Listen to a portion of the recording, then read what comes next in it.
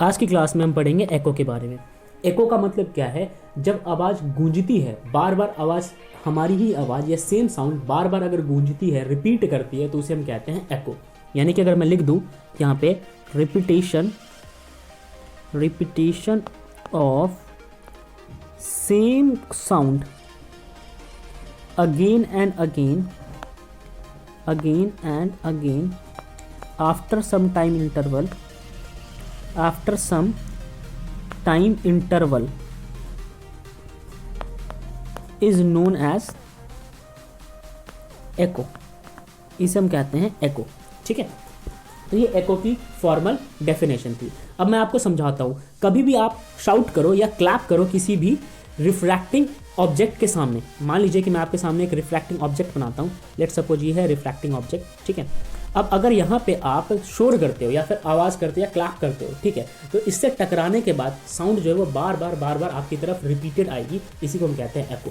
ठीक है, the sound which we hear is called an echo. तो इस समय जो आवाज़ आप सुनोगे, ठीक है, किसी रिफ्रैक्टिंग ऑब्जेक्ट के सामने अगर आपने कुछ बोला और लगातार आपको वही आवाज़ें सुनाई दे रही है, तो इसे हम कहते हैं एको।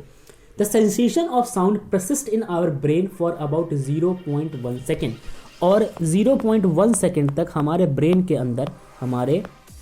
के अंदर ये आवाज़ जो है वो गूंजती रहती है। ठीक है, तो ये हमारा होता है परसिस्टेंस ऑफ साउंड।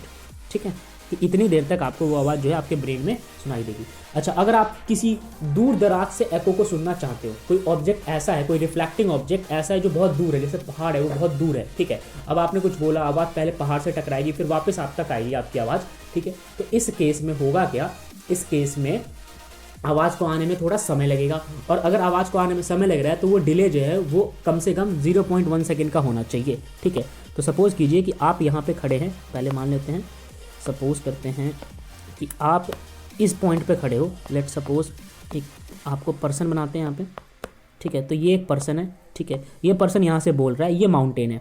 ठीक है, अब इसने यहाँ से बोला, यहाँ तक आवाज़ गई माउंटेन तक, अब इसकी आवाज़ वापस टकरा के इस तक वापस आएगी।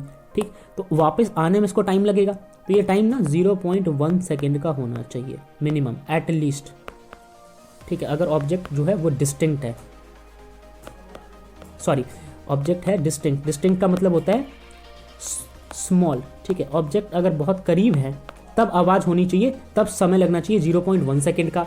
और अब ऑब्जेक्ट अगर बहुत दूर है तो फिर उसका टाइम जो है वो बढ़ता चला जाएगा। तो मान लो कि ये ऑब्जेक्ट है, ये सपोज आपके बहुत करीब है। ठीक है, तो इस वक्त वापस अगर इस ऑब्जेक्ट से टकराने के बाद आपको साउंड सुनाई दे रहा है तो उस वक्त समय लगेगा 0.1 सेकेंड का। अगर यही ऑब्जेक्ट दूर हो जाए तो डिपेंड करता है कि इसका डिस्टेंस कितना है, उस हिसाब से हम इसका टाइम कैलकुलेट करते हैं। तो ये चीज़ समझ आ गई। ये है एको के केस में सारी इन्फॉर्मेशन। ओके, अब आप सोचो कि एको कब कब हमें सुनाई देता है।